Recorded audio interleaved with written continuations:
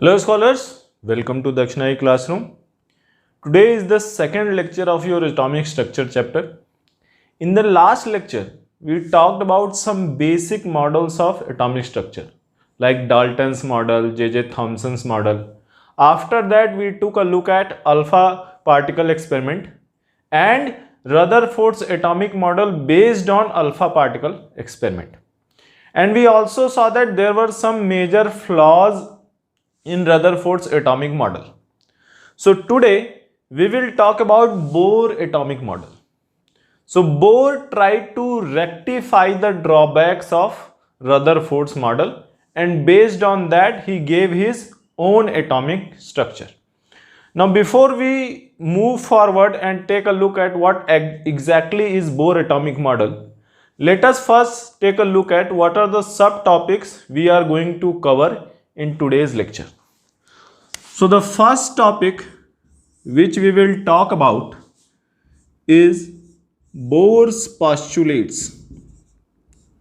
Now we will see in detail what are the Bohr's postulates later. But right now I am just listing the topics. Second topic which we will cover is Bohr's atomic model based on his postulates. After that, we will discuss hydrogen spectrum.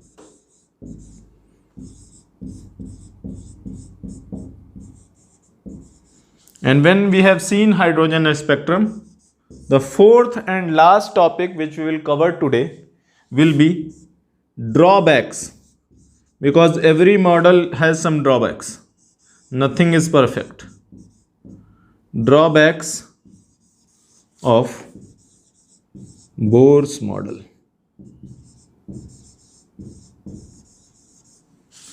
So first we will see what were Bohr's postulates. Based on this postulate, he tried to rectify Rutherford's drawbacks. Based on these postulates, he gave his own model. His model was able to explain hydrogen spectrum. We will see what is hydrogen spectrum. And after that, there were some drawbacks still in Bohr's model. We will discuss those. So these were the topics which we will cover in today's lecture. So in order to rectify Rutherford's model, Niels Bohr took certain assumptions, and those assumptions were called postulates. So based on these postulates, he rectified Rutherford's model and gave his own atomic model. So let us take a look at what are those postulates. So if you remember, in Rutherford's model, electron could have any radius. It could take any radius from 0 to any number. It could take 1 angstrom, 2 angstrom, 3 angstrom, any radius. But if you remember, in Rutherford's model, electron was spiraling and going into the nucleus, and it was not stable. So the first postulate which Niels Bohr proposed was that electron cannot take any radius, as suggested by Rutherford. Rutherford said that electron can have any radius. Bohr said electron can't have any radius. So which radius it can have? They can revolve only in certain fixed radiuses. So radius of electron can be only certain value, that only in this radius it can revolve, other radius it cannot revolve. Now when you say, okay, electron can revolve only in fixed radiuses, the first question people will ask, what is that fixed radius? How do you know which radius electron can revolve? So here comes the second postulate of Niels Bohr. What was the second postulate? Second postulate is that electron can have, now remember, second postulate is trying to answer the question of first postulate. What radius? Certain radius. What radius? So electron can have only those radiuses where or for which MVR. What is MVR? A particle is moving in a circular motion. What is the angular momentum of particle? Mass of the particle multiplied by speed of the particle multiplied by radius of the particle from the axis. So in case electron revolves around the nucleus, so what is the axis? Axis is passing through nucleus. So this is r. R is the distance of electron from nucleus. So m times mass of electron times speed of electron times radius of electron. mvr is the angular momentum of the electron. Must be equal to n. What is n? N is any integer. 1, 2, 3, 4, 5, 6 like this. H by 2 pi. What is h? H is your Planck's constant. So according to Niels Bohr, electron can have only those radius where its angular momentum is nh by 2 pi. Meaning कि angular momentum of electron must always be integral multiple of h by 2 pi. Meaning, according to Rutherford, I am trying to explain a little bit. According to Rutherford, electron could have any angular momentum. It could be 0.1 h by 2 pi. It could be 2 h by 2 pi. It could be 2.5 h by 2 pi. According to Rutherford, all these were possible. But according to Niels Bohr, that no, all of them are not possible. Only those radiuses where angular momentum of electron is integral multiple of h pi. Meaning, either it will be 1 h by 2 pi or it will be 2 h by 2 pi or it will be 3 h by 2 pi and so on. So according to Rutherford, all of them were possible. According to Niels Bohr, no. This is not possible. This is not possible. This is possible. So Niels Bohr fixed those radiuses. Only those radiuses where angular momentum is nh by 2 pi. Now can we prove this? Can we prove how this comes to be? Yes, we can. We can prove this using de Broglie hypothesis. Now let us try to prove second postulate, that is angular momentum must be always be integral multiple of h by 2 pi. Let us try to prove this. Now according to de Broglie, any moving particle also behaves like a wave. Now since electron is moving in this orbit, now this will be wave of electron. What is this? This is wave of the electron. Meaning this is your orbit. So electron is not moving in a exact circular motion. Electron is moving like this wave, like this. So electron is moving like this. And since it is a closed circuit, it will be a standing wave, standing electron wave. Now since it is a standing electron wave, so we can say electron forms a standing wave.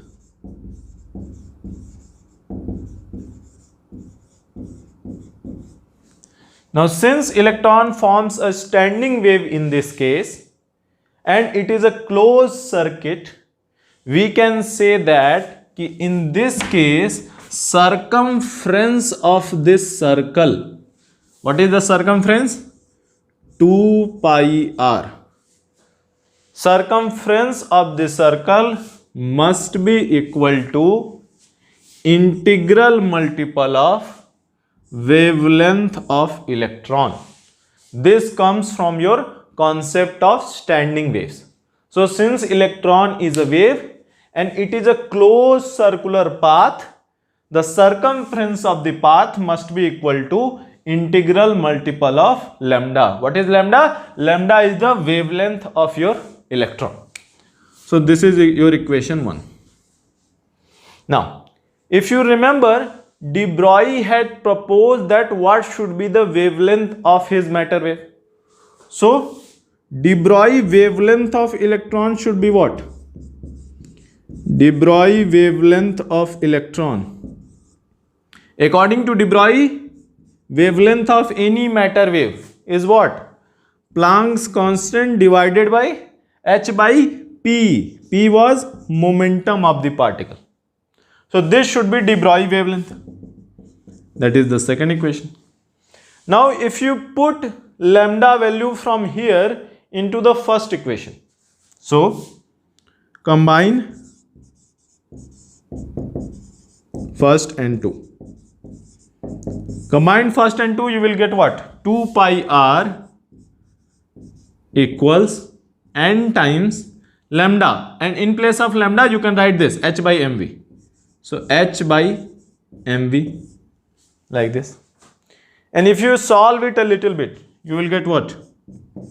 Take mv this side and 2 pi this side. You will get mvr equals n times h by 2 pi, which is your Bohr's postulate, that angular momentum mvr must always be equal to n. N is what? Integer 1, 2, 3, 4, 5. H is Planck's constant 2 pi. So this is your second postulate of Bohr. So this way you can prove Bohr's postulate using de Broglie hypothesis, that here electron is not behaving exactly like a particle. Electron is behaving like a wave. So using that we can prove that electron cannot move in any radius. It can only move in those radiuses where its angular momentum is n times h by 2 pi. Now comes the third postulate of Bohr.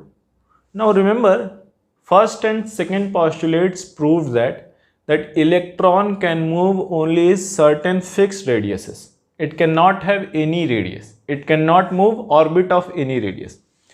Now, what will be the third postulate? Third postulate you can write that, see, if you remember your gravitation chapter, that radius is there is a satellite which is moving in a radius, and energy of the satellite also depends upon radius of the orbit. Meaning, in case of a gravitational satellite, if you remember, total energy of the satellite was G capital M small m divided by twice of radius. Now remember, here mass is the earth.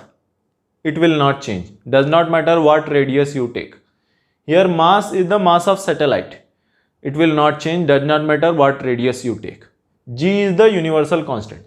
So energy of the satellite depends upon radius. In the same way, in this case, electron is revolving around the nucleus.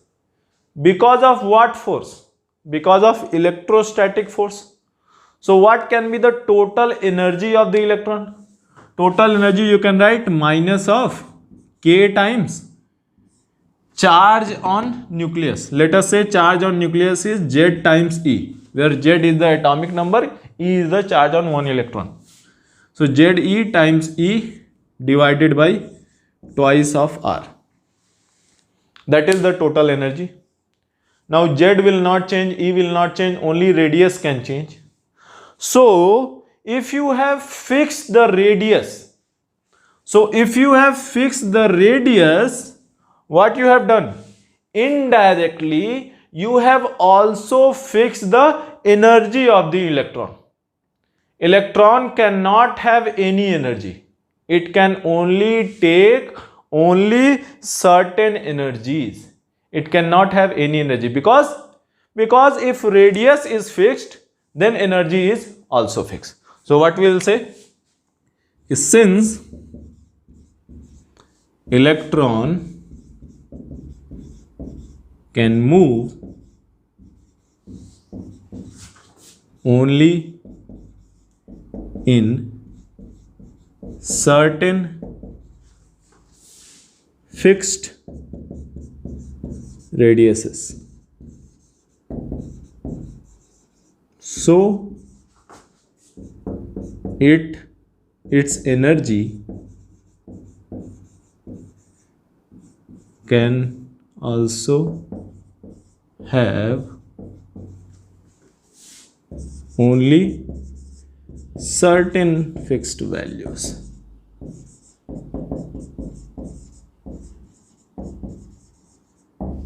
How is that? We have seen Because since radius is fixed, energy depends on radius. So if radius is fixed, then energy is also fixed. Now what can be that energy? You have said that energy is fixed. Now what is that energy? Now let us try to find the energy of electron. Now remember, electron is moving around the nucleus based on or with the help of electrostatic force. Electrostatic force is applied, centripetal force. Nucleus is positive charge, electron is negative charge. They are attracting each other, and this attraction force is providing centripetal force required to make the electron move in the circular orbit. So here you can say centripetal force. What should be the centripetal force? M times speed square divided by radius of the electron. Now this force must be equal to K times Z times E. Z is what? Charge on the nucleus. Z is the atomic number, E is the charge on one electron. So this is the charge on nucleus, this is charge on electron divided by radius square. This is your force balance equation. This is the force provided, that must be equal to centripetal force. So that write equation number 1. Where what is the value of K? K is your electrical constant. K is 9 into 10 to the power 9 in Newton meter square per coulomb square. That is your value of K. Now, second equation what you can write? Remember, according to Bohr's postulates, momentum, angular momentum of the electron must always be quantized. So what is the angular momentum of the electron? mvr. This must always be integral multiple of h by 2 pi. That was the second postulate. We also proved how this came to be. So this is your second postulate. Now, here you have force equation. Here you have angular momentum equation. Now, if you see, if I divide first equation from second equation, divide, what you will get? M and M will be cancelled. V, 1V will be cancelled. It will be R square, this will be R square, that will be cancelled. What you will get? You will get V equals to, here you will get K times Z E square, where Z is atomic number, E is the charge on one electron, divided by you will get N times H divided by 2y, where H is your Planck's constant, like this. Here, if you put the values, if you put value of K, if you put value of charge on electron, if you put Planck's constant, you put pi, then you will get this as approximately 2.18 into 10 to the power 6 meter per second, or here we will write unit afterwards, that is Z by N meter per second. So this you will get as the speed of the electron in which orbit? In nth orbit. Meaning here n is what? N is the integer multiple, Z is atomic number. So in the first orbit, in the orbit closest to the nucleus, you will put value of n as 1. Next orbit, value of n will be 2. Remember, we are using quantization rule, that it cannot be any orbit, it can only be a certain orbit. Value of n cannot be 1.5, it has to be integer multiple. It has to be 1, 2, 3, 4, 5 like this. It cannot be 3.5, it cannot be 2.1, it has to be an integer.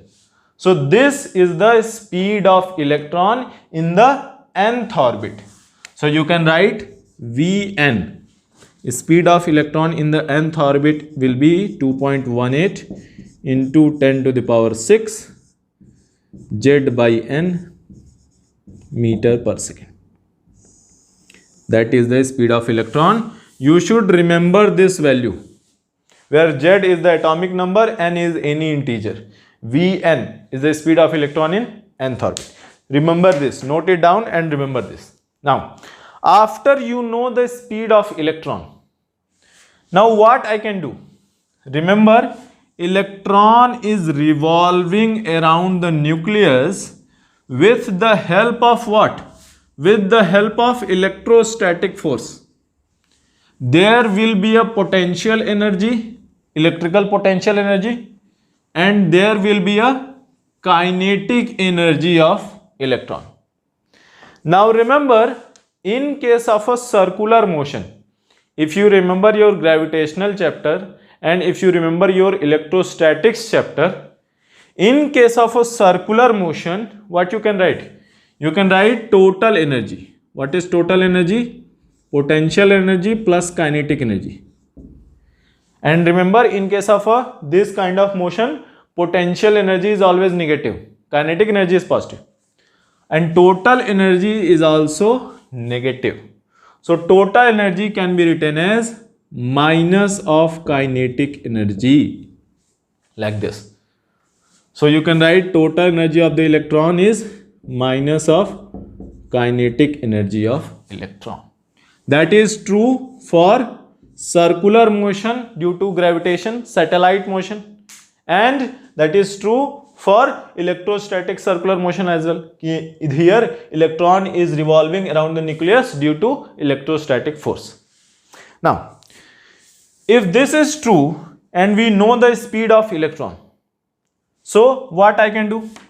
I can simply put half mv square.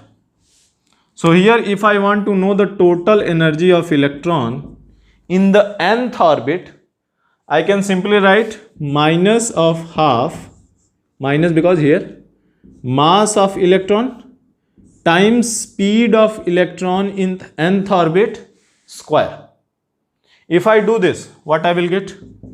Minus half mass of electron is 9.1 into 10 to the power minus 31 multiplied by 2.18 into 10 to the power 6 square, and here Z by n square. If you solve this, you will get minus of 13.6 Z square by n square electron volt. So that will be energy of the electron in the nth orbit, where Z is your atomic number, n is your any integer, n can be 1, 2, 3, 4, 5 and so on. Remember, I am telling again and again, your n cannot be anything other than integer. N cannot be 1.5, n cannot be 2.5, n cannot be anything other than integer. So this will be your energy in the nth orbit. This value you should remember. Anything I am writing under the bracket, that you have to remember. And anything I am writing on the blackboard, whiteboard here actually, that is your notes. You have to take notes. So using these values, energy, speed, you can also find radius. Remember, Bohr was saying only those radiuses are possible where angular momentum is how much? Nh by 2 pi. So only those radiuses are possible where angular momentum is Nh by 2 pi.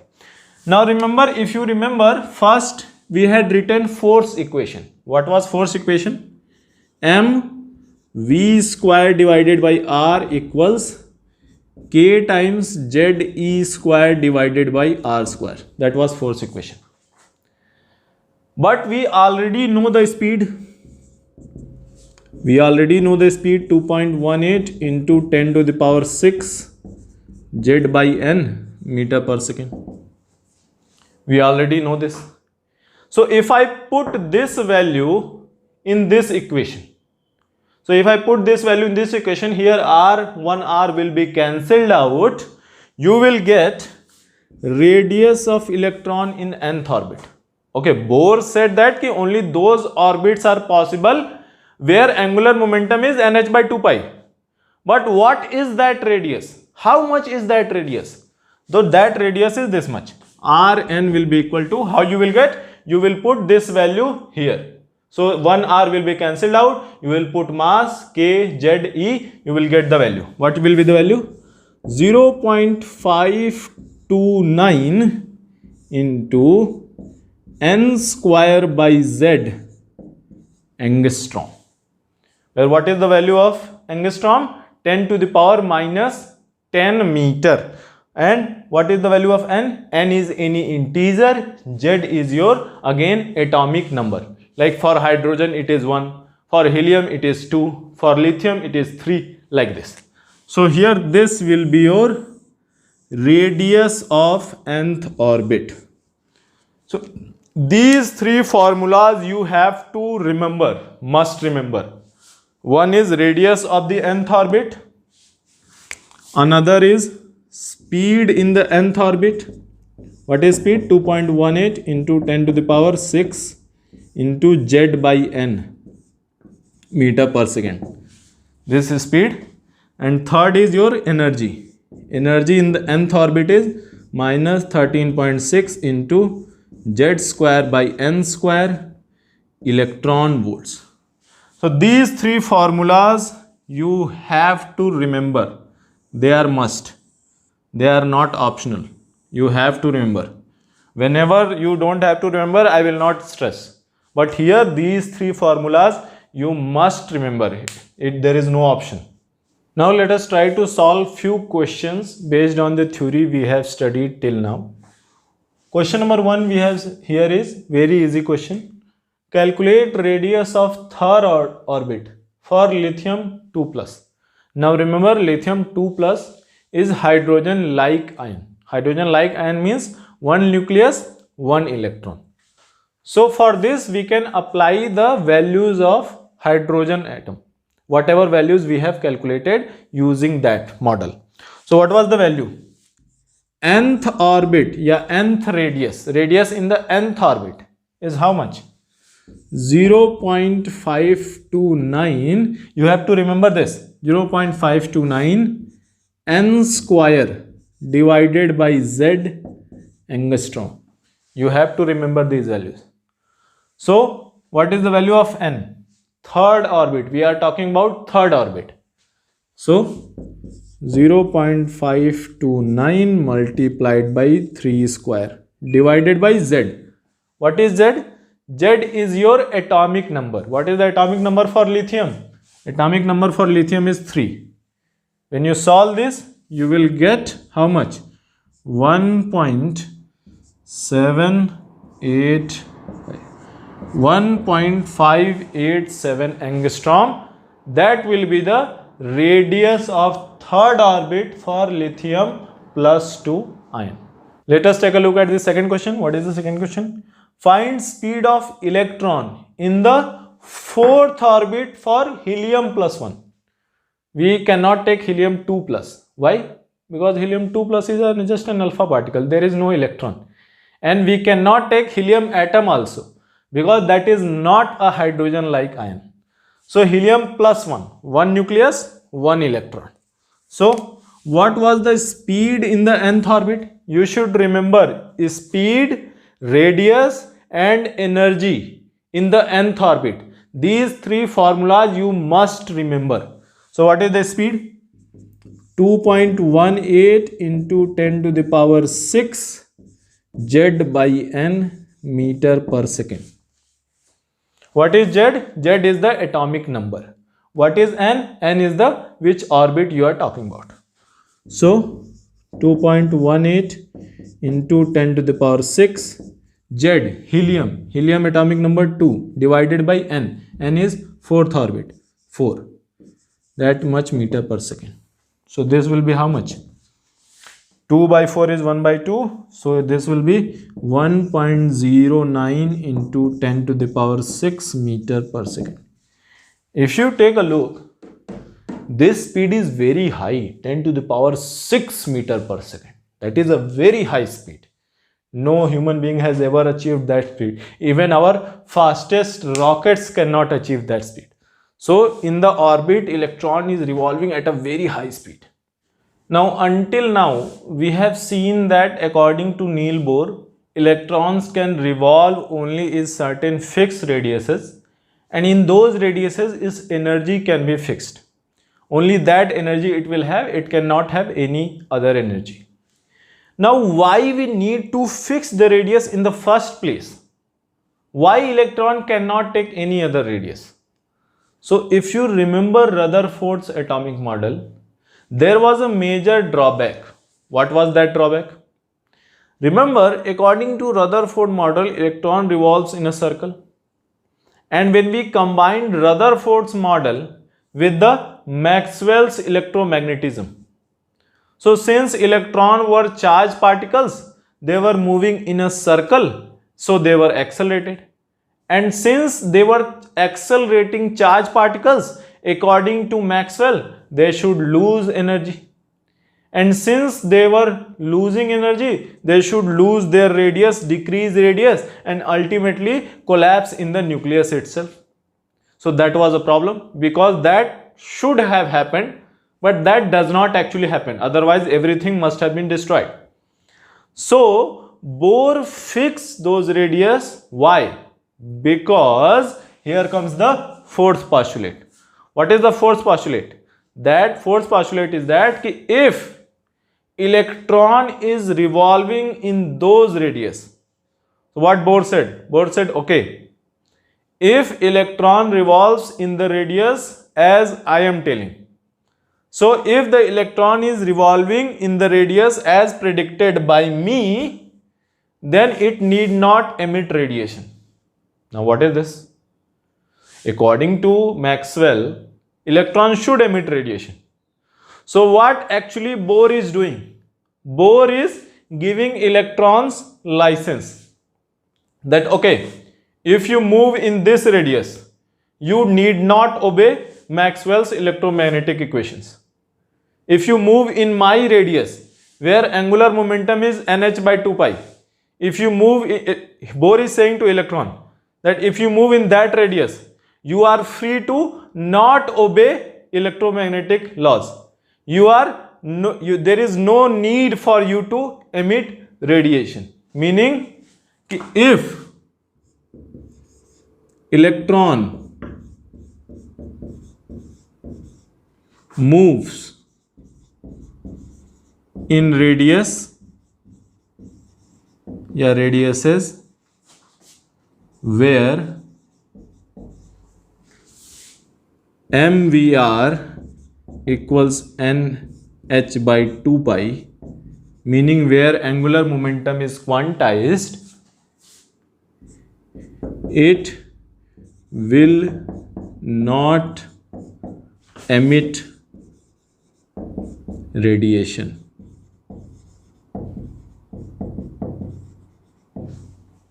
Now, why it is so? Bohr did not offer explanation. Bohr did not tell us that why electrons are not obeying Maxwell's electromagnetic equation if their angular momentum is this much. Bohr didn't say any explanation. That is why they are called postulates. Postulates. Postulate means there is no proof behind this. So there is no proof at that time. Now we know the proof based on quantum theory. But at that time, Bohr did not offer any explanation that if electron moves in radius where mvr in h by 2 pi, it need not emit radiation. It need not follow Maxwell's electromagnetic equation. So it is like giving electron a license that you can disobey the laws of Maxwell. As you must have seen sometimes in traffic, some people have plates in front of their car like this, we are associated with this and that, and they think that they are free to disobey the laws of traffic rules. So in the same way, here electron is given a license by Niels Bohr. Okay, if you have this much momentum, you need not obey Maxwell's electromagnetic equation. So these were the four most important postulates of Bohr, and based on these postulates, everything else can be derived. So using these four postulates, Niels Bohr derived or proposed his own atomic model, and his atomic model was able to address some of the shortcomings of Rutherford's model. So let us take a look at what is Niels Bohr's atomic model. So based on his postulates, Niels Bohr gave his own atomic model. Here you can see a diagram of Bohr's atomic model. So let us try to list down the properties of Bohr's atomic model. So the first property of Bohr's atomic model will be that there is a nucleus and electrons revolve around the nucleus. So there is a nucleus. First property, a nucleus at the center.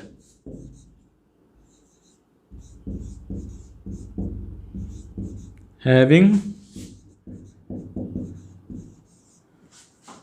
positive charge. That is the first property. Second property, radius is fixed, energy is fixed. So second property will be electrons revolve in fixed radiuses with fixed energies.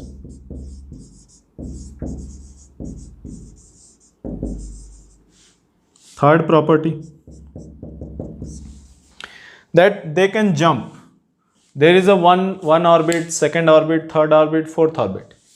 So electron cannot take any orbit. It cannot have 1.5, something like this. N ki value cannot be 1.5, so on. But electron can jump from first orbit to second, or first to third, or third to second, or third to first.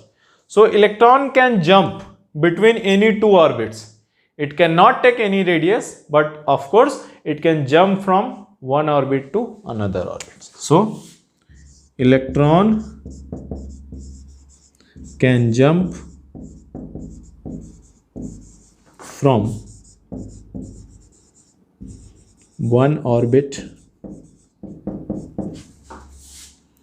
to another orbit, like this. And the fourth postulate that will be, that is the most important postulate, that when electrons are in these orbits, they need not emit radiation. That was the most important property of Niels Bohr's atomic structure.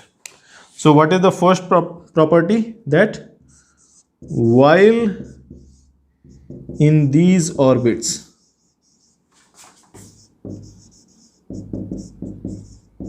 electrons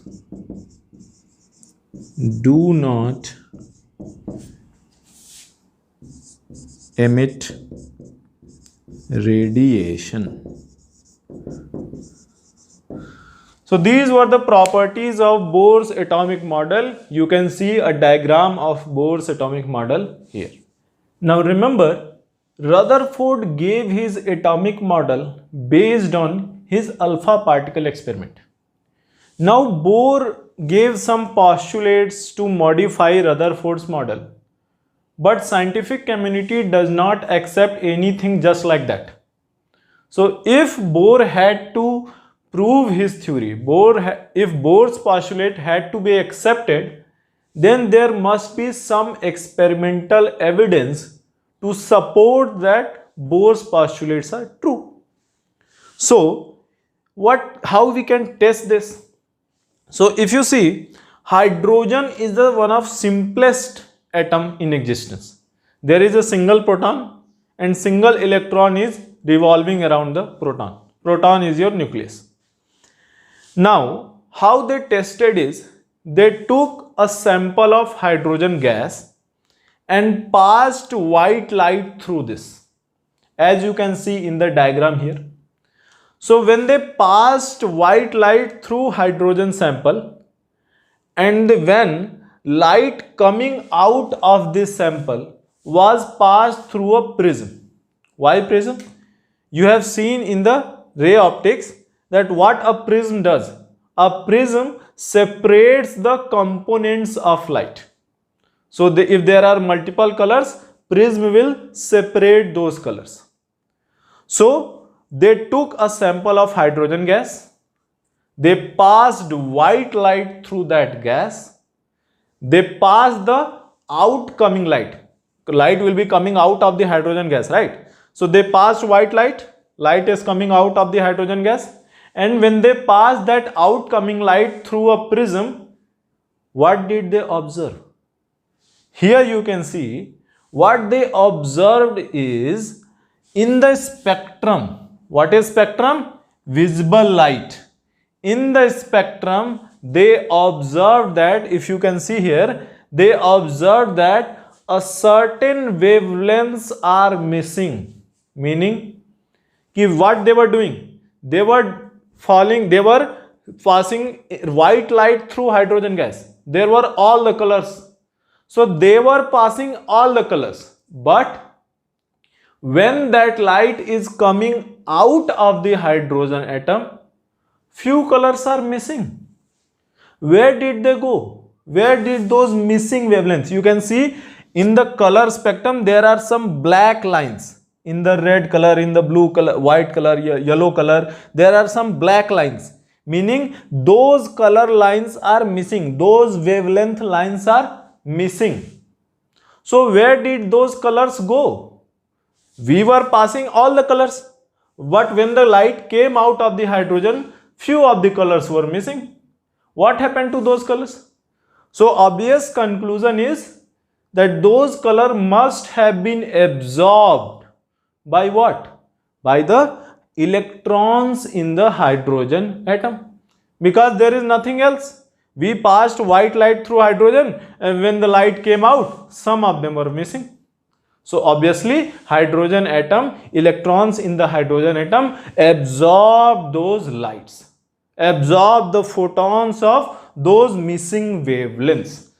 So that spectrum, this spectrum where all the colors are there but few wavelengths are missing, these wavelengths are missing, these wavelengths are absorbed by the hydrogen atom.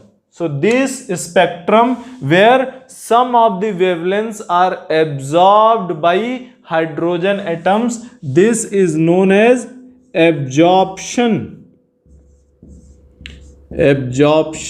spectrum.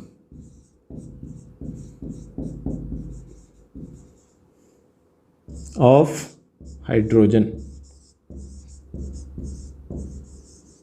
This is your absorption spectrum of hydrogen. Why absorption spectrum? Because we were passing all the colors, and when the light came out of the hydrogen, few of the wavelengths were missing. Why those wavelengths were missing? Where did they go? There is nowhere else. Must have been that hydrogen atom absorbed only those certain wavelengths. If you can see, hydrogen atom is not absorbing all the wavelengths. It is only absorbing a certain wavelengths. Now what I have done until now? Until now we passed white light source, white light from the hydrogen, and when light came out, few wavelengths were missing because those wavelengths were absorbed by electrons in the hydrogen atom. Now if you remove the light source, what you will observe is that sample of hydrogen, that sample itself is emitting some radiation. Previously light was passing through the sample, so that sample was absorbing radiation. Now if I remove the source of white light, if I switch off the source, then what I will find that sample itself is emitting some radiation. Now, as we did in the previous case, and as you can see here, if I pass that light emitted by that sample, I have switched off the light source, and that now that sample itself is emitting radiation. So if I pass that radiation from the sample, that sample is now called excited sample. Excited sample means it has absorbed a lot of light. So if I pass that radiation from the sample through a prism, what I will observe? Very interesting. I will observe that only certain wavelengths are emitted, as you can see here. Previously, what was happening? When I was passing white light, only certain wavelengths were absorbed. But when I am passing the radiation emitted by the hydrogen sample through a prism, I observe that only certain wavelengths are emitted. So here you can see in the spectrum, all the colors are missing. Only certain wavelength colors are present. So that is, in that case, what is my conclusion? My conclusion is that hydrogen, that excited hydrogen sample, it is not emitting all the radiation. It is not emitting radiation of all the wavelength. It is only emitting radiation of certain specific wavelengths. So this spectrum where all the wavelengths are missing, only certain wavelengths are present, this spectrum is known as emission spectrum, because it is emitted from the hydrogen sample. Emission spectrum of hydrogen. So in this way, so what is happening? When we were passing light through hydrogen, hydrogen was absorbing only certain specific. So when I am collecting light of radiation emitted by hydrogen, so only certain wavelengths are emitted. So until now we have seen how is the absorption spectrum of hydrogen and how it is the emission spectrum of hydrogen. Now let us take a look at absorption and emission spectra of hydrogen together. Here you can see the diagram. If you closely watch the diagram of absorption spectra first, then emission spectra, there is a one very peculiar observation. See if you can spot it yourself. That very peculiar observation is that if you pay attention, you see that in absorption spectra, only certain wavelengths are missing, meaning that hydrogen was absorbing only certain wavelength of light. And if you look at emission spectra, only certain wavelengths are emitted, meaning hydrogen was emitting only certain specific wavelengths. Now, if you pay attention, wavelengths emitted in the emission spectra are exactly same that of those were missing in the absorption spectra. Exactly same. Pay attention. In the emission, which wavelengths are emitted? Only those which were missing in the absorption spectra. Now what is happening? If you think like this, that light was passing through hydrogen. Hydrogen captured some wavelengths and later emitted only those wavelengths. It is like wavelength is passing, hydrogen captured some wavelengths and later released those very same wavelengths. Now how it is happening? How it is possible? It is like wavelengths are stored in the hydrogen. You pass the light, hydrogen is stored those wavelengths, and later released exactly same wavelengths, not different, exactly same, which were absorbed in absorption spectra, exactly same wavelengths are emitted in the emission spectra. So before Niels Bohr, nobody was able to explain how this happens. This was one of the major drawbacks of Rutherford's model. Nobody could explain it. So Niels Bohr was the first person who used his atomic model, Niels Bohr atomic model, to explain that how this is happening, how absorption spectra, whichever lines are missing, same lines are present in the emission spectra. So now let us try to understand how Niels Bohr was able to explain the absorption and emission spectra in the hydrogen. That how hydrogen is absorbing only certain wavelengths and also emitting only those certain specific wavelengths. So according to Niels Bohr, radius and energy of the electrons are fixed. In first orbit, it will have some fixed radius and fixed energy. In the second orbit, fixed radius, fixed energy, and so on. So according to Niels Bohr, energy of the electron in the nth orbit may be written as minus 13.6 into Z square by n square electron volts. This is the energy of the electron in the nth orbit, where Z is your atomic number. Now, so according to Niels Bohr also it is so that if you supply, suppose that there is an electron in the first orbit, if you supply that electron with some energy, then that electron may be able to jump to a higher energy level, meaning higher orbit.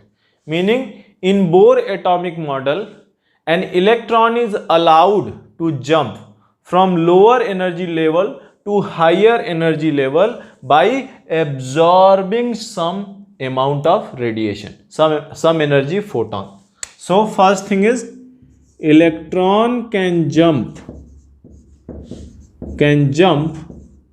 from lower energy level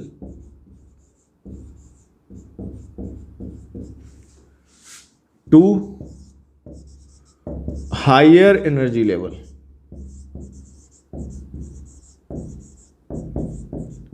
by absorbing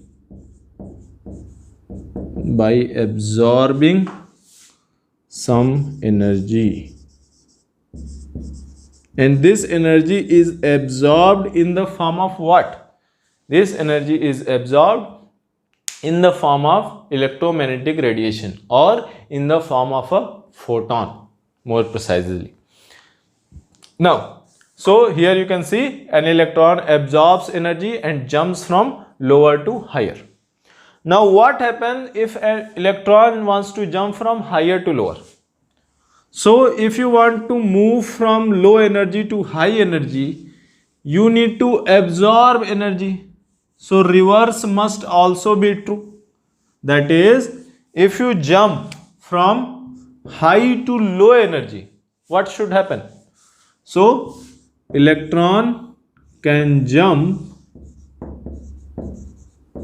from higher energy level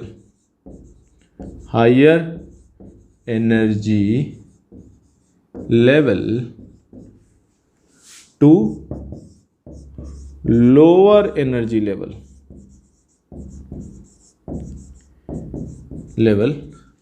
by emitting radiation. If you want to jump from low to high, you should absorb radiation, you should absorb energy, you should increase your energy. And if you want to come from high energy level to low energy level, you should lose energy, you should radiate energy, you should emit radiation. And this radiation is emitted in the form of what? This radiation is emitted in the form of a photon. So certain wavelength photon. Now, why only those specific wavelengths are radiated? Let us take a look. Now let us suppose my electron wants to jump from initial nth level, n initial, to n final. So let us say electron jumps from Ni to n final, Ni, n initial, to Nf, n final. So if electron jumps from Ni to n final, if n final is higher, greater than n initial, then energy will be absorbed. If n final is smaller than n initial, then energy will be radiated. Now what will be the difference in energy? So what energy will be either emitted or radiated or absorbed? Delta E will be equal to energy in final orbit, because change is always final minus initial. So energy is final minus energy in initial. So let us put the value. Delta E equals energy in final minus 13.6 Z square. This will be common in both. Common bracket energy final, so n final square. So 1 by n final square minus 1 by n initial square. Like this. If you take this minus value inside, what you will get? Delta E equals 13.6 Z square 1 by n initial square minus 1 by n final square. In some books it is also written as n1, n2, no problem. I have just taken initial and final to remove any confusion. Sometimes students get confused. Sir, which one is final, which one is initial? N2 is final or n1 is final and what? So let us remove the confusion. That n initial and final, like this. This is your formula. Now we also saw that this energy will be emitted in the form of a photon. Now according to photon energy, what is the energy of photon? Hc divided by lambda. That can be written as the energy of photon, where h is the Planck's constant, c is the speed of light, and lambda is the wavelength of the radiation. Now hc by lambda is equal to how much? Equal to this, right? So 13.6 into z square, where z is your atomic number, n initial square minus 1 by n final square, bracket close. Now if you write it like this, 1 by lambda equals 13.6. Now remember, it was 13.6 electron volts. If you want to change this into SI unit, then what you will write? Multiplied by 1.6 into 10 to the power minus 19 z square divided by hc, integrating 1 by ni square minus 1 by nf square, like this. And if you solve this, if you put the value of h and c, you will get this equation as 1 by lambda equals r z square 1 by ni square minus 1 by nf square, like this, where your r is Rydberg constant. R is written as Rydberg constant. Now what is the value of Rydberg constant? Rydberg constant is nothing but 1.1 into 10 to the power 7 per meter.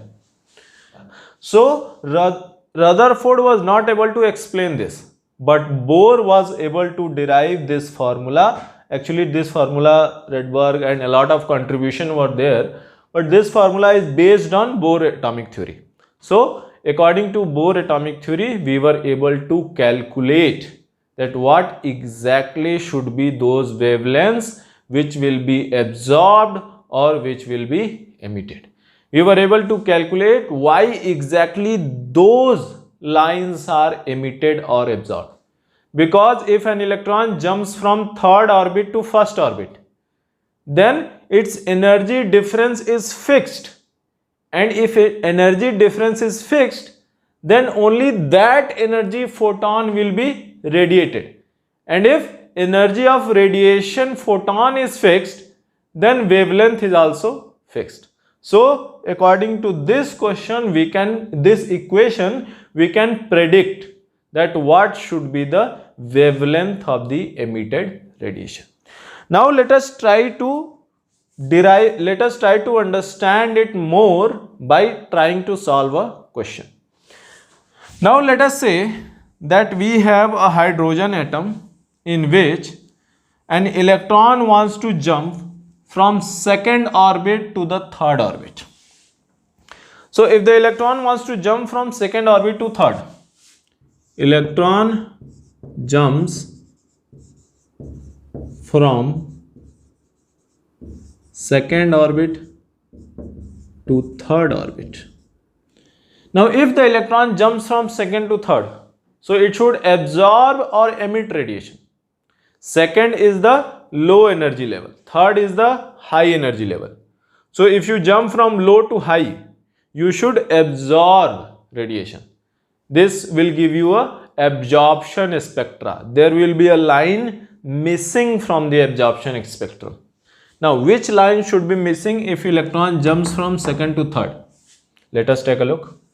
If the electron jumps from second to third, what should be? 1 by lambda equals Rydberg constant 1.1 into 10 to the power 7 multiplied by Z square. So Z is the atomic number 1, integrating second to third. This is initial, this is final. So 1 by 4 minus 1 by 9, like this. And if you solve this, you will get lambda approximately to be 637 nanometer. Approximately 637 or 657. Lambda approximately 657 nanometer, that will be the wavelength. Meaning, if you want to make an electron jump from second to third, which wavelength light you should supply? You should supply this wavelength. If you remember, and if you do not remember, you can go back and see. In the absorption spectra, just after 650, a wavelength is missing. There is a black line, meaning that wavelength was absorbed. So just after 650. So here is that wavelength. So where did that wavelength go? That wavelength was absorbed by the electron in moving from second to third orbit. So exact. If you want to jump, exact. So that is how Rutherford was not able to explain, and Niels Bohr was able to explain it, that why that specific wavelength is missing, why the others are present.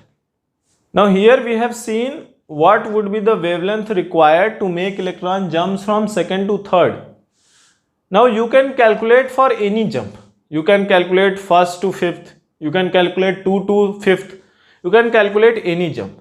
So here is a table which lists the wavelengths which will be required to make electron jump in a hydrogen atom from second to third, fourth, fifth, sixth, seventh, eighth, and so on. So wavelengths are given and the jump is given. So try to calculate by yourself whether these numbers, these wavelengths which are given are correct or not. So you can also try to any two numbers you take. You can take any two numbers. You can take 4th to 10th, any two number. You put that into the formula, you get the answer that if you want to make that jump, then precisely which wavelength you should use. Or if that wavelength is missing, which number, which jump should have happened, you can calculate using the formula. Now to further illustrate or drive the point home, that why only few wavelengths are absorbed, let us take an example. Let us take an example that we have a hydrogen atom in ground state. What is the meaning of ground state? Meaning of ground state is that it is the lowest energy possible. Lowest energy possible means electron is in the first orbit. So we have a hydrogen atom with in ground state. So hydrogen atom in ground state.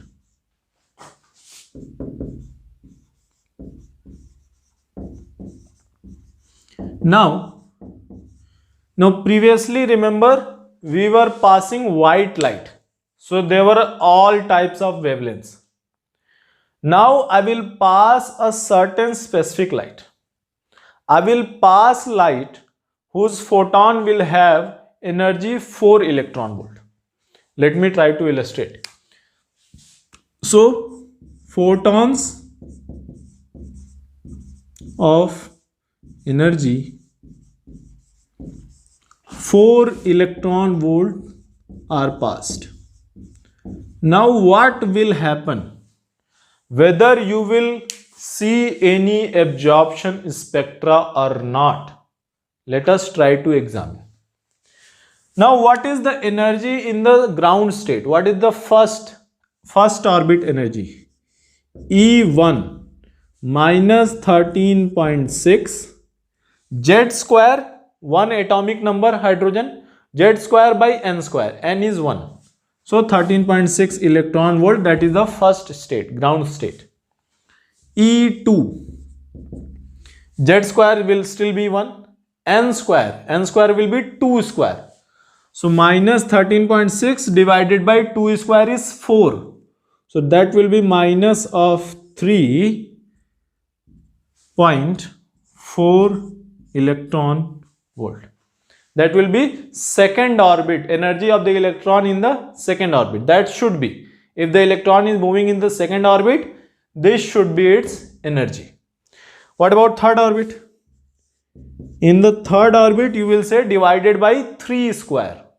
So this divided by 9, you will get minus of 1.51 electron volt. What about the fourth orbit? Fourth orbit, you will get divided by 4 square. So this you will get this divided by 4 square. So minus 0.85 electron volt. That will be your fourth orbit. If you want, you can remember these values, or you can just divide minus 13.6 divided by 1 square, 2 square, 3 square, 4 square, 5 square, and so on. Now, so if electron is in this state, ground state. So if has to move from first to 2, then how much energy should be provided? Energy should be provided your this minus this, which is how much? 10.2 electron volt. Final minus initial. Final is higher. So that much energy must be provided if electron has to move from first orbit to second orbit. Now you are supplying how much? You are supplying 4 electron volt. So here required is how much? 10.2 electron volt. And you are supplying how much? 4 electron volt. So energy supplied is less than required. So can electron make the jump? Electron cannot make the jump. Now, you may say that, sir, what if one electron absorbs 3 photons? Then 4 into 4 into 4, 3. 4 into 3 is 12 electron volts. So 3 photon combine, they will supply 12 electron volt energy to this electron in the first orbit, and that energy will be higher than this, and electron will make the jump. No, it does not happen like that. Whatever energy is required, that has to be provided by a single photon. You cannot say that, sir, I will supply 3 photons to 1 electron. No, you cannot do that. That is the principle. So you have to provide the required amount of energy only by single photon. If that energy is less than this, it will not jump. Let us discuss one more aspects of hydrogen spectrum.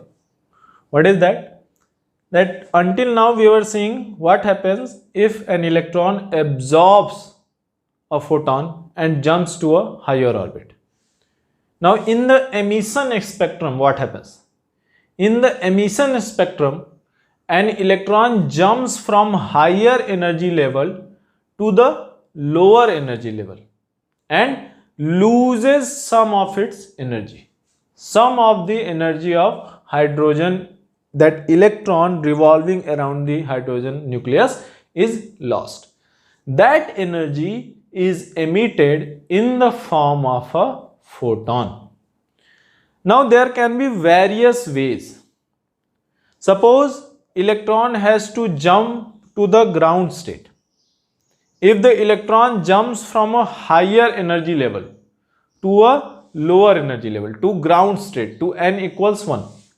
So let us say n final, n initial, let us say, is some higher level, and ultimately you are jumping where? You are jumping n initial to n final, and n final is equal to 1. Meaning you can jump from second to 1. As you can see in the diagram here, you can jump from third to 1. You can jump from fourth to 1. You can jump from fifth to 1. You can jump from any higher level to directly ground level. That is possible. So if you jump from any higher level to a ground level, then certain wavelengths will be emitted. So when you jump from any higher level to first level, ground state, nth worm, n equal to 1, first orbit, then that series of wavelengths will be emitted. Those wavelengths will be called Lyman series wavelength, as you can see in the diagram here. And if you jump from any higher orbit to the second orbit, n equal 2, n final will be 2. For example, fourth orbit to second orbit, third orbit to second orbit, fifth orbit to second orbit. So if you jump from any higher orbit to the second orbit, that will be called Balmer series. And you remember, Balmer series wavelengths will be in the visible range. Meaning, when you jump from any higher energy level to the second orbit of hydrogen, then the electron emits some wavelength of light. Those wavelengths of light will be in the visible region, meaning we can see those wavelengths. And that series of wavelengths will be called Balmer series. In this diagram, you can see Lyman, Balmer, Paschen, Pfund, all the series. So Balmer series is in the visible range. Now see, even if Bohr model was an improvement upon Rutherford's model, Bohr model was able to explain a lot of things which were not able to explain with the help of Rutherford's model. But still, Bohr model was not perfect. It could not explain for all the observations made in the practical. So there were a lot of limitation or drawbacks of Bohr's model. Now there were a number of drawbacks, but a few of those drawbacks are beyond the scope of discussion we are doing here. So we will discuss only one certain specific drawback which we can understand in this context. Now if you remember, Bohr model says that electron jumps, energy is emitted, what wavelength is emitted, and all that. When you do the experiment, when you do absorption or emission spectra experiment in the laboratory, you will find that there is a one major drawback of Bohr model. What is that major drawback? That Bohr model was able to explain the wavelengths of absorption and emission spectra only for those ions, only for those elements where they had only single electron. Like you can say it only worked for hydrogen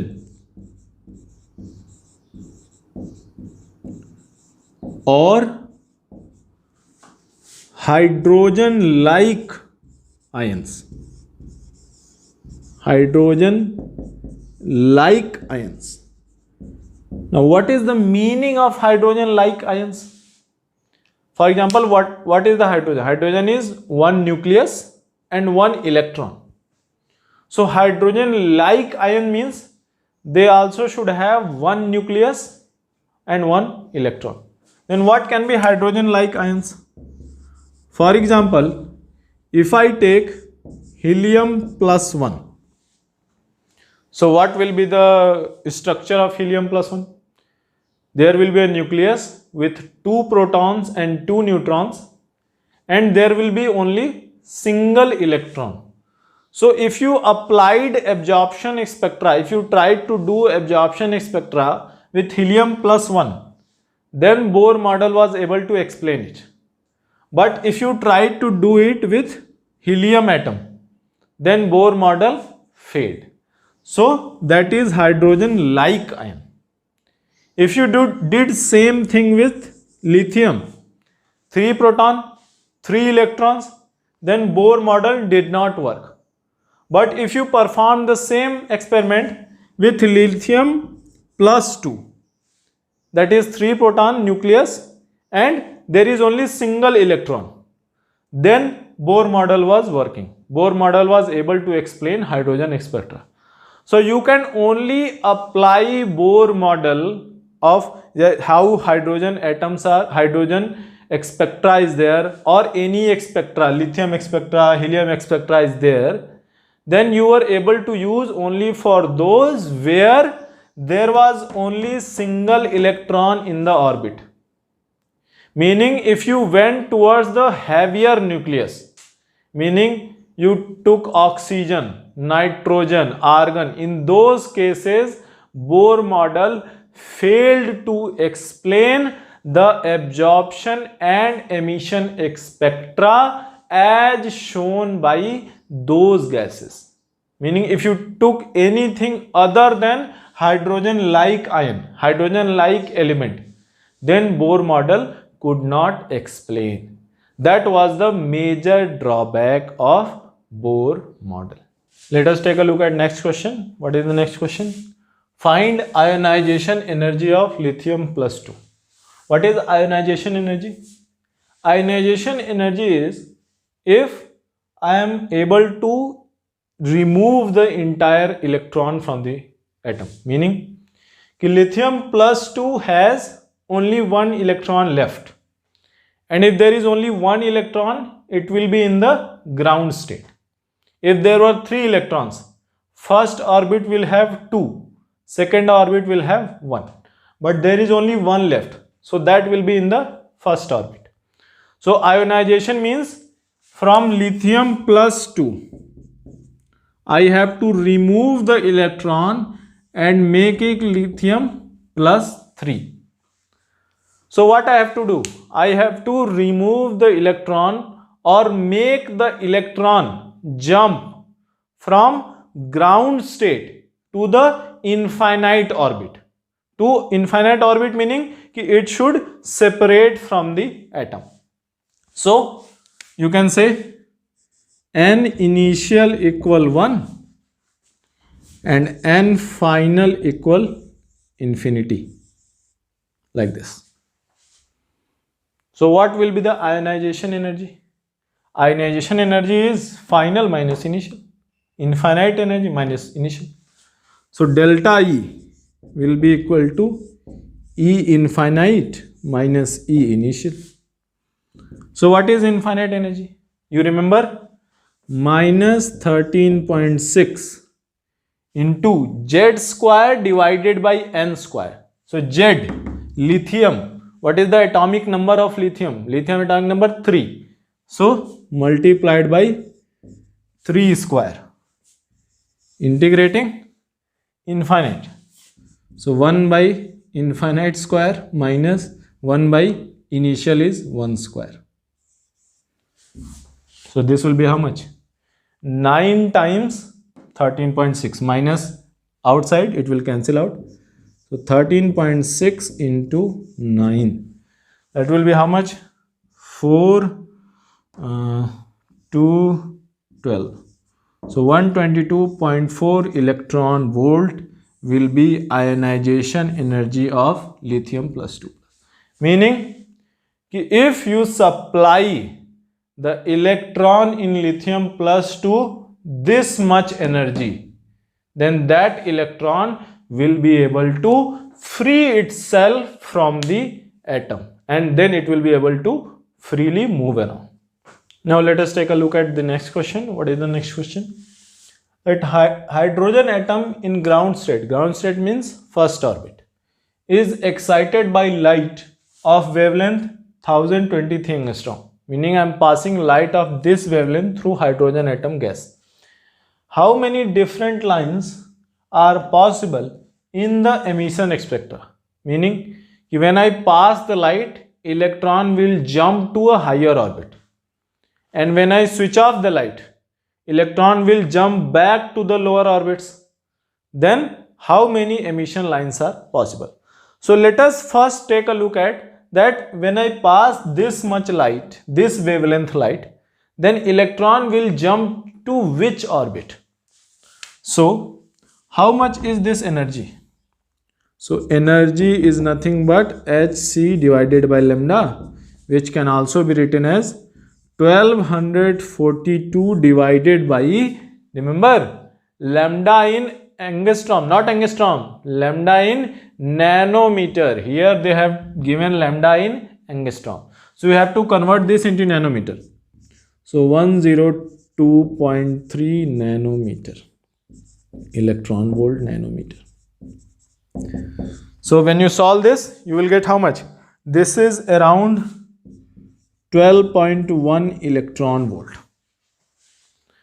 So this wavelength photon, energy of the photon is how much? This much. So let us see, by absorbing this much energy, hydrogen electron in the hydrogen atom can jump to which higher orbit? So we know that the first energy state is how much? Minus 13.6 electron volt. Second energy state is how much? Minus 13.6 divided by 4. So minus 3.4 electron volt. Third state is how much? Minus 1.51 electron volt.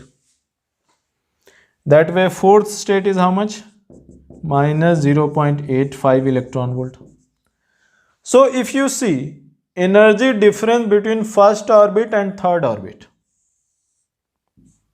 is how much? 1.51 minus of this is how much? 12.1 electron volt approximately. Meaning, if you supply this photon to the ground state hydrogen atom, then the electron will jump to which orbit? To the third orbit. Now let us see. Let us say this is your third orbit, third energy state. This is your second energy state, and this is your ground energy state. Now this is first, this is second, this is third. Now the electron is here. Now there are multiple ways in which electron can jump from this to this. How? Electron can jump from 3 to direct 1, or first it can jump to 2, then from 2 it can jump to 3. Two ways are possible to reach the first orbit. Either you jump directly from 3 to 1, or you first jump from 3 to second, then second to 1. For example, if you want to come down from the roof of a building, either you can make a jump directly, or you can take the staircase. The staircase, you first take one stair, then another stair, like this. So how many wavelength can be emitted? Third to 1 wavelength. Third to second wavelength. Second to first, 3 wavelengths. So on the total, how many wavelengths you can observe in the emission spectrum. There are 3 possible wavelengths which you can observe in the emission spectra. Third to first, third to second, second to 1. Because it is already at third. Either it can make a direct jump to the ground level, or it can take stairs to the ground level. So total how many lines you will observe? 3 lines you will observe. Now this was easy one. Third to 1 you can calculate, you can count on your fingertips. But what if I say that ki hydrogen electron in the hydrogen atom is in, let's say, 10th orbit, and I ask you, if 10th orbit it wants to jump at first orbit, then how many spectrums are possible? How many lines are possible? And how you will calculate? There is very easy formula for this. You can remember that formula. You need not derive that formula. There is no need for derivation. The formula is, if you can write this formula, you can remember. So if you jump from N1 to N2, initial to final, or you can write it as final, initial, final. If you are confusing from 1 to 2 which is higher, which is lower, write as initial orbit to final orbit. And remember, this formula is for when electron jumps from higher level to lower level. So initial to final. So what will be the formula?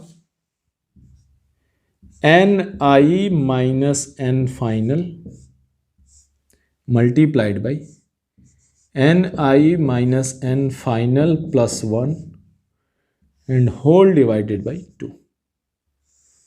So this is your formula for number of spectral lines. Number of spectral lines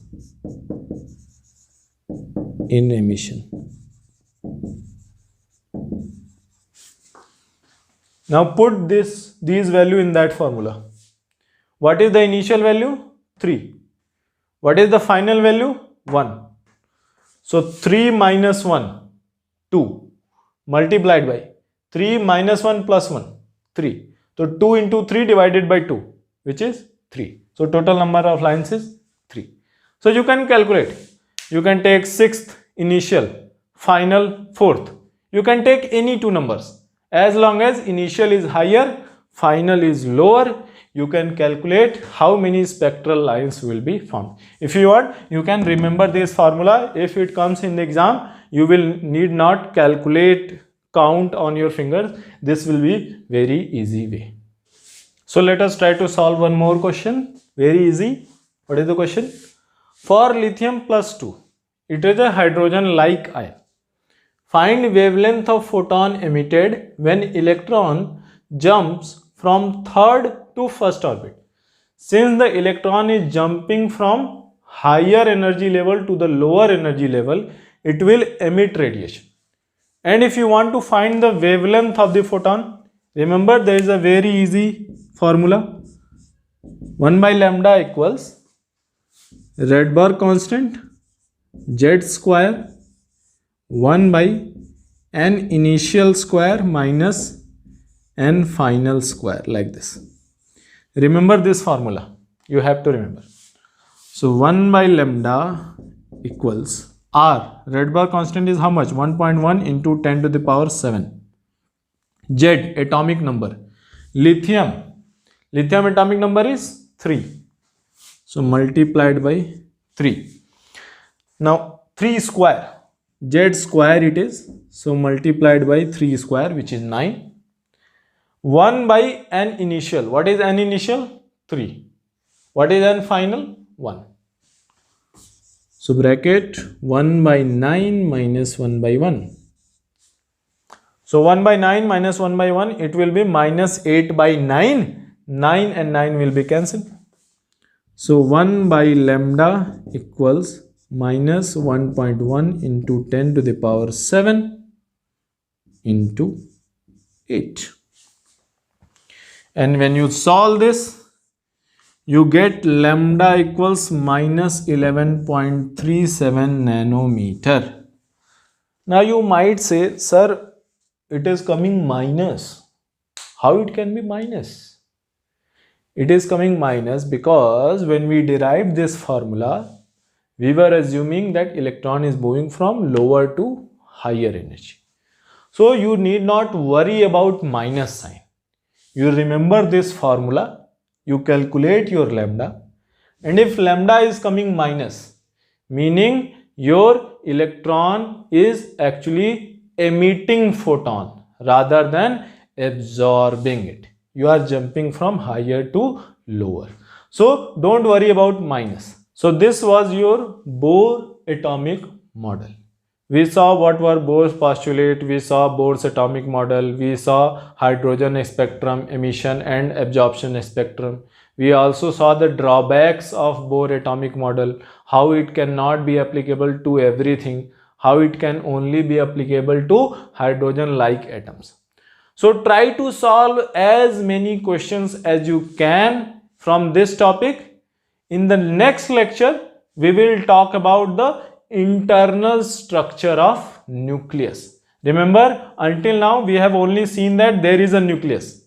So in the next lecture, we will see what exactly that nucleus is made up of. Until then, keep revising your topics and keep solving as many questions as you can.